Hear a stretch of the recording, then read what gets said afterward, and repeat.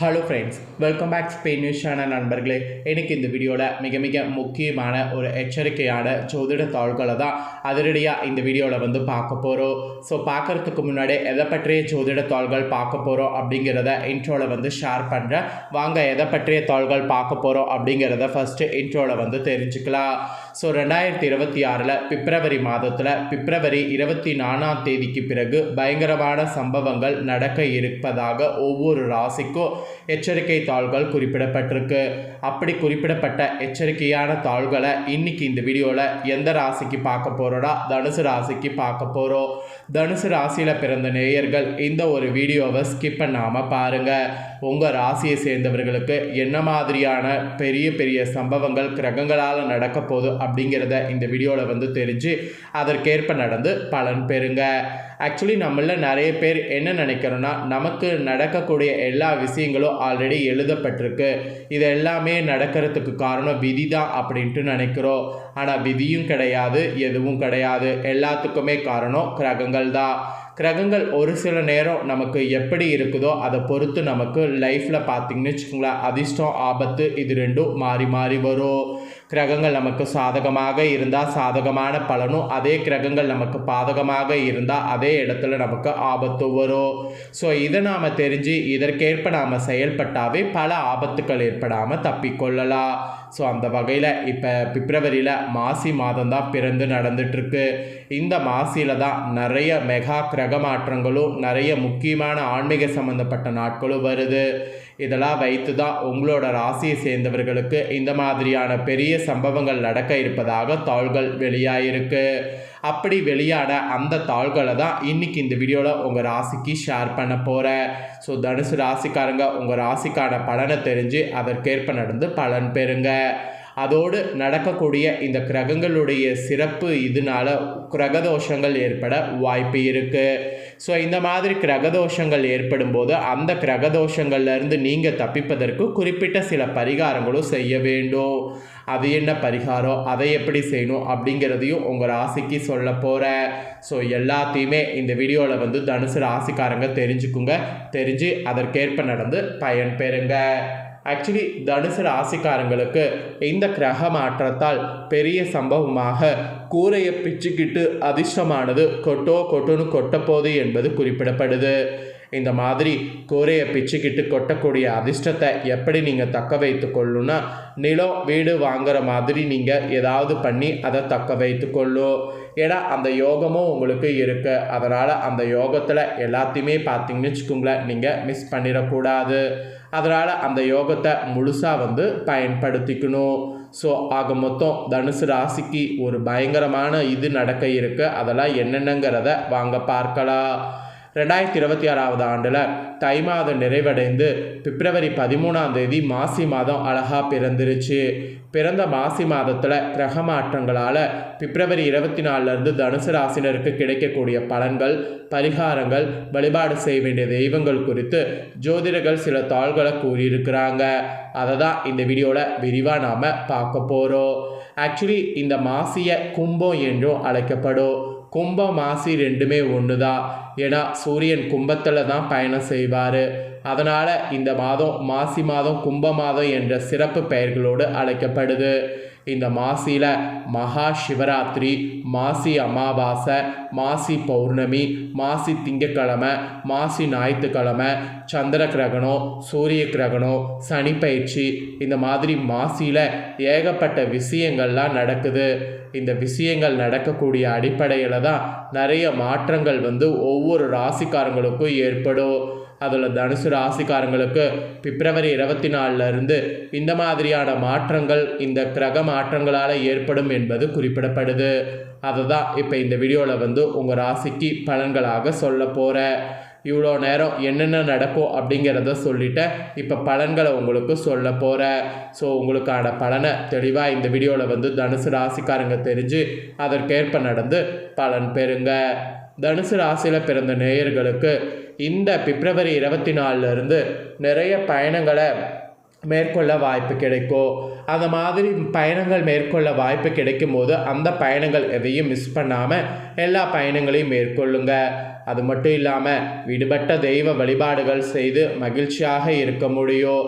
அதோடு உறவினர்களை பார்ப்பது, நண்பர்களை பார்ப்பது, குலதெய்வ வழிபாடு செய்வது, இந்த மாதிரி விஷயங்களும் செய்யலாம்.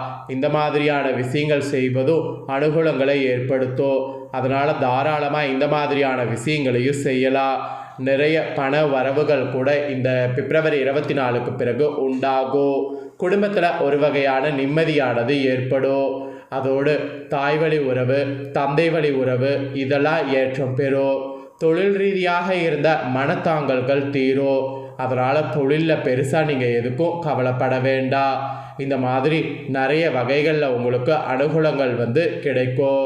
அதுக்கப்புறம் வியாபாரத்தில் இருந்து வந்த பிரச்சனைகள் மொத்தமாக தீரும். யோக பலத்தை அதிகமாக பெறக்கூடிய காலகட்டமாக இந்த காலகட்டம் உங்களுக்கு இருக்க போகுது.